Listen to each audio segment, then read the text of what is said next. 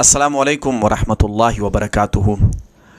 अल्हम्दुलिल्लाह आज हमारे सिलसिला अक़ीदा इस्लाम की छठी क्लास है और लास्ट क्लास में हमने अल्लाह के अस्मा व सिफ़ात की तौहीद का ज़िक्र किया था और हमने इस बात को वाज़ेह किया था कि अल्लाह ताला अपनी ज़ात में और अपनी सिफ़ात में अकेला है और अल्लाह ताला ने अपने बारे में कुरान करीम में जो सिफ़ात बयान की है हमने उस पर ईमान लाना है, ना हमने उसके मतलब को तब्दील करना है, ना हमने उसकी तशबीह किसी और मखलूक़ात के साथ देनी है, ना उसकी मिसाल बयान करनी है, ना उसका इनकार करना है। हमें उस पर ईमान लाना है जैसे अल्लाह की शान को लायक है।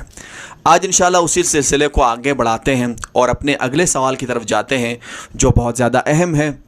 और इस सवाल का तज़किरा पिछले एपिसोड में पिछली क्लास में भी हुआ था, लेकिन इसको दोबारा एक अलग सवाल के तौर पे यहाँ पे रखते हैं। सवाल यह है कि अल्लाह सुब्हानहू व तआला कहाँ है।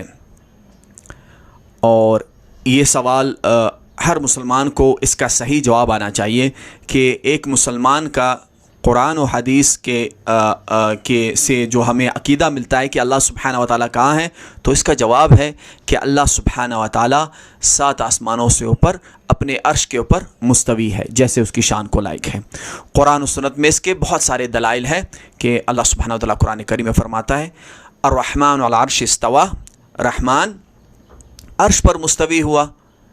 अल्लाह रहमान अर्श पर मुस्तवी हुआ।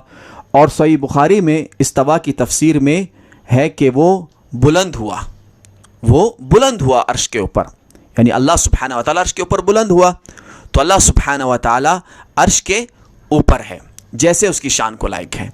इसी तरह जैसे पिछले एपिसोड में पिछली क्लास में मैंने आपको हदीस सुनाई थी कि आप सल्लल्लाहु अलैहि वसल्लम ने एक औरत से पूछा उसका ईमान जांचने के लिए कि अल्लाह कहाँ है, तो उसने आसमान की तरफ इशारा किया और कहा कि अल्लाह ऊपर है। फिर नबी करीम सल्लल्लाहु अलैहि वसल्लम ने उससे पूछा कि मैं कौन हूँ, तो उस औरत ने कहा कि आप अल्लाह के रसूल सल्लल्लाहु अलैहि वसल्लम हैं। तो आप सल्लल्लाहु अलैहि वसल्लम ने कहा कि ये औरत मोमिन है, इसको आज़ाद कर दो। तो और भी कुरान और सुन्नत में बहुत सारे दलाइल मौजूद है कि अल्लाह सुब्हानहू व तआला 7 आसमानों से ऊपर अपने अर्श के ऊपर मुस्तवी है जैसे उसकी शान को लायक है। और इसके ऊपर कुरान में दलाइल है, हदीस में दलाइल है। फितरी तौर पर इंसान इस बात को जानता है, मानता है कि अल्लाह ऊपर है। दुनिया का जो भी इंसान जब भी वो अल्लाह को पुकारता है, यहाँ तक कि जो मुशरिक हो अगर वो भी खुदा को पुकारता है तो वो ऊपर देखता है, वो आसमान की तरफ देखा है। मैंने आज तक किसी भी इंसान को नहीं देखा कि जब वो दुआ के रात उठाता हो तो वो या वहाँ देख रहा हो कि या अल्लाह कि अल्लाह की, इस तरह नहीं करता कोई भी इंसान।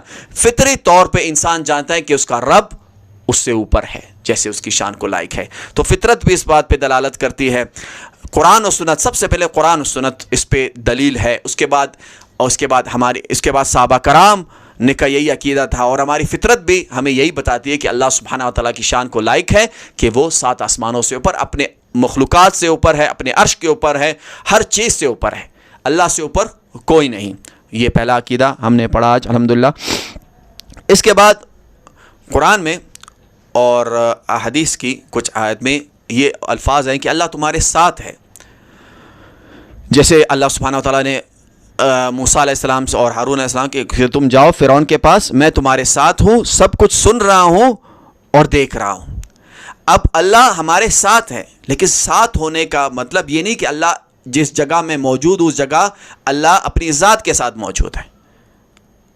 साथ होने का मतलब हमें कुरान और सुन्नत के मुकम्मल, जो कुरान और सुन्नत में बाकी सारे दलाइल हम देखते हैं तो ये पता चलता है कि अल्लाह सुब्हानहू व तआला हमारे साथ है, अपने इल्म के साथ, अपनी कुदरत के साथ, अपनी ताकत के साथ, अपनी नुसरत के साथ, लेकिन अपनी ज़ात के साथ अल्लाह सुब्हानहू व तआला 7 आसमानों से ऊपर अपने अर्श पे मुस्तवी है। तो आज हमने क्या पढ़ा कि अल्लाह सुब्हानहू व तआला के बारे में एक मोमिन, एक मुसलमान का क्या अकीदा होना चाहिए। अल्लाह कहाँ है? अल्लाह 7 आसमानों से ऊपर अपने अर्श के ऊपर है जैसे उसकी शान को लायक है। और क्या अल्लाह हमारे साथ है? हाँ, अल्लाह हमारे साथ है, अपनी नुसरत के साथ, अपनी मदद के साथ, अपनी कुदरत के साथ, अपनी इल्म के साथ। सारी चीज़ें अल्लाह की कुदरत में है, अल्लाह के इल्म में है। कोई भी चीज़ अल्लाह के इल्म से बाहर नहीं, कोई भी चीज़ अल्लाह की कुदरत से बाहर नहीं। लेकिन अल्लाह सुब्हानहू व तआला 7 आसमानों से ऊपर अपने अर्श पे है और अपने इल्म, अपनी कुदरत, अपनी ताकत, अपनी नुसरत के साथ हमारे साथ है। تو انشاءاللہ مجھے امید ہے کہ یہ بات آپ کو ذہن نشین ہو گئی ہوگی کہ قرآن و سنت سے ہمیں کیا عقیدہ ملتا ہے۔